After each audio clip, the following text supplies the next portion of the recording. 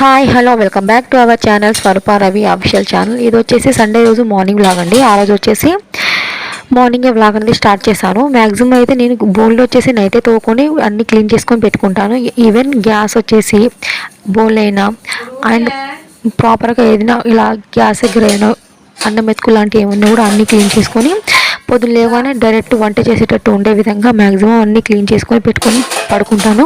ఎందుకంటే పిల్లలు ముగ్గురు ఉన్నారు కాబట్టి వాళ్ళు కూడా నాతో పాటు మార్నింగే లేస్తారు కాబట్టి మార్నింగ్ వచ్చేసి వాళ్ళని పట్టుకోవడం, వాళ్ళకి తినిపించడం, వాళ్ళకి స్నానం పోయడం, రెడీ చేయడం అదే చాలా టైం అయిపోతుంది. కాబట్టి మ్యాక్సిమం పనులు అయితే కొన్ని నైటే చేసుకొని పెట్టుకుంటాను. ఎందుకంటే పిల్లలతో నాకు కుదరదు. అందులో ఒకటి రిక్కీ గారికి వచ్చేసి 9 months కాబట్టి ఆ ఇద్దరు పిల్లలైనా అమ్మాయిలైనా హ్యాండిల్ చేయగలుగుతాను. కానీ చిన్నోడు వచ్చేసి వాడు ఇప్పుడే కొంచెం అంబడుతున్నాడు, కొంచెం లేచి నిలబడడానికి ట్రై చేస్తున్నాడు. కాబట్టి వాడిని చూసుకుంటూ పనులు చేయాలంటే నాకు అసలు కుదరదు. సో కాబట్టి నైట్ వచ్చేసి అన్ని క్లీన్ చేసి పెట్టుకుంటాను. కానీ ఆ రోజు సండే కదా, ఏం కాదు, చిన్నగా నెమ్మదిగా పని చేసుకోవచ్చు అని చెప్పేసి బోన్లు అయితే నైట్ తోకోకుండా ఇలా మార్నింగ్ అయితే తోకున్నాను. అదేవిధంగా బోన్లు కడుక్కున్న తర్వాత సో గ్యాస్ ఉంటుంది, గ్యాస్ కూడా మొత్తం క్లీన్గా క్లాత్తో తుడుచుకుంటున్నాను. సో ఎప్పుడప్పుడు తుడుచుకోవడం వల్ల ఏంటంటే కొంచెం క్లీన్గా అవుపడుతుంది. మనకు కూడా అంత మెస్సీ అనిపిస్తుంది. ఏంటంటే కొంచెం మనకు కుక్ చేయాలన్న కూడా అంత ఇష్టం ఉండదు. కాబట్టి ఎప్పటికప్పుడు అలా క్లీన్ చేస్తూ ఉంటాను. మ్యాక్సిమం అయితే పిల్లలు పడుకున్నప్పుడు చేసుకుంటాను పనులు. సో ఆ రోజు సండే కదా, ఇక పిల్లలు వచ్చేసి బయట ఆడుకుంటారు, ఎవరో ఒకళ్ళు హ్యాండిల్ చేస్తారని చెప్పే ఉద్దేశంతో మార్నింగ్ అయితే ఇలా కుకింగ్ అయితే స్టార్ట్ చేశాను. గిన్నెలని తోక్కున్న తర్వాత ఇలా గ్యాస్ అన్ని కడిగి సో ఇలా వచ్చేసి గిన్నెలని బోర్లించుకున్న తర్వాత ఇక బెడ్షీట్ అన్ని మార్దామని చెప్పేసి బెడ్ పైన బెడ్షీట్ కూడా మార్చేసుకుంటున్నాను. మ్యాక్సిమం అయితే 2 daysకి ఒకసారి బెడ్షీట్ మారుస్తూనే ఉంటాను. మేము అసలు ఈ బెడ్ని వాడాము, అసలు మేము పడుకోం కూడా. పిల్లలు ఉన్నారు కాబట్టి మేము మ్యాక్సిమం కిందే పడుకుంటూ ఉంటాం. కాకపోతే ఎప్పుడో ఒకసారి రిక్కీ గడికి ఆఫ్టర్నూన్ అలా నేను బెడ్ మీద పడుకోబెడతాను. అది కూడా నేను వాడి పక్కన ఉంటేనే పడుకోబెడతాను, లేకపోతే అసలు పడుకోబెట్టాను. ఎందుకంటే వాడి కింద పడిపోతాడనే భయం. ఎందుకంటే వాడు ఇప్పుడే స్టార్ట్ చేశాడు అంబాడడం అనేది. సో స్టార్టింగ్ కింద పడితే తలకి ఏమైనా దెబ్బ తగులుతుందని చెప్పేసి వాడితో పాటు మేము కిందే పడుకుంటున్నాం.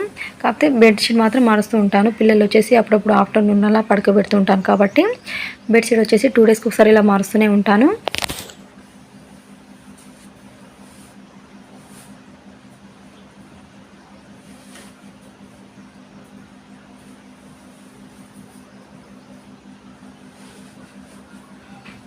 సో బెడ్షీట్ అయితే మార్చుకున్న తర్వాత ఇక క్లీన్గా అన్నీ సర్దుకున్నాను. సో ఇది వచ్చేసి ముందు రూమ్లోకి అండి. మేము వచ్చేసి కిందే పడుకుంటామని చెప్పాను చూడండి. సో టైం వచ్చేసి 8 అవుతుంది. పిల్లలు ఇద్దరు ఇంకా లేవలేదు. మా పెద్దమ్మాయి వచ్చేసి మా అత్తమ్మ దగ్గర పడుకుంటుంది. సో రిక్కీ గాడు వచ్చేసి అప్పుడు లేచాడు. లేచి వాడు అసలు బయట అసలు అక్కడ లేచిన తర్వాత ఎవరున్నారని చూడడు. మ్యాక్సిమం లేచిన తర్వాత ఇలా బయట వెళ్ళిపోతూనే ఉంటాడు వాడు. సో అలా బెడ్ మీద కూడా కింద పడవచ్చు అనే చాయిస్ వస్తుంది. అంటే మేము ఇలా కిందే పడుకుంటాము, పైన అసలు పడుకోము. చూసారా, మీరు చూసే ఉంటారు కదా, వాడు లేవడం అలా ముందు వెళ్ళిపోతూనే ఉన్నాడు.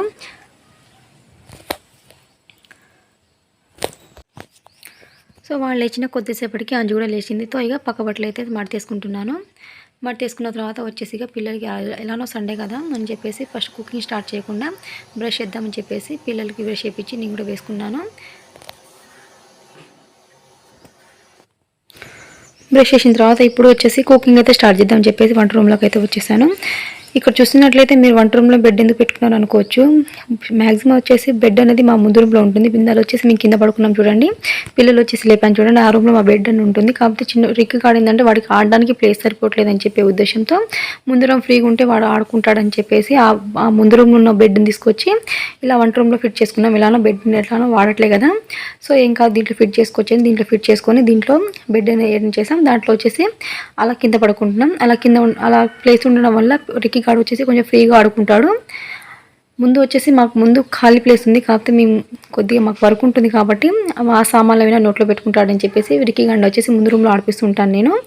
సో ఆ రోజు వచ్చేసి మా ఇంట్లో పులిహోర అండి. నైట్ అన్నం వచ్చేసి ఆ రోజు సండే వచ్చేసి మేము సాటర్డే వచ్చేసి ఒక బర్త్డే పార్టీకి వెళ్ళాము. నైట్ వచ్చేసి అబ్బాయిది ఫస్ట్ బర్త్డే అంటూ వెళ్ళాము. సో అక్కడే వచ్చేసి డిన్నర్ చేసేసాను. సో ఆ మిగిలిపోయిన అన్నంని ఇలా మార్నింగ్ అయితే పులిహోర చేసుకుందామని చెప్పేసి పులిహోర అయితే స్టార్ట్ చేశాను. ఒక 2 నిమ్మకాయలు ముందుగానే కట్ చేసుకొని పక్కన పెట్టుకొని అన్నంలో వచ్చేసి నిమ్మకాయలు పిండుకున్న తర్వాత కొద్దిగా సాల్ట్ వేసి అవి మొత్తం కలుపుకున్నాను నేను. సో పులిహోర ప్రాసెస్ అయితే స్టార్ట్ చేశాను, చూసేయండి.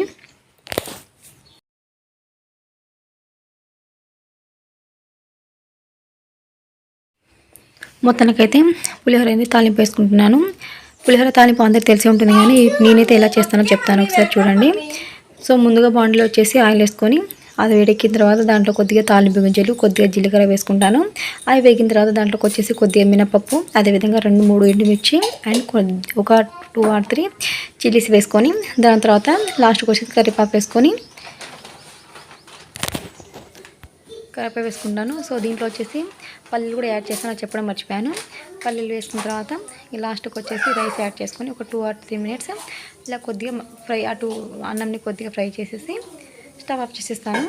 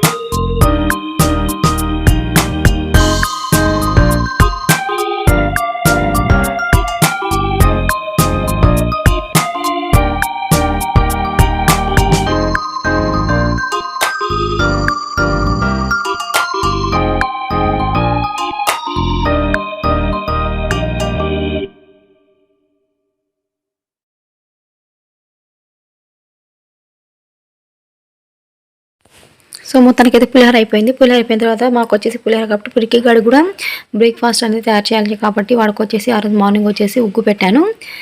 సో ఉగ్గు కూడా వాడికి ప్రిపేర్ చేసేసి వాడికి కూడా తినిపించేసాను. సో ఇప్పుడు వచ్చేసి ఉగ్గు అనేది ప్రిపేర్ చేస్తున్నాను, చూడండి.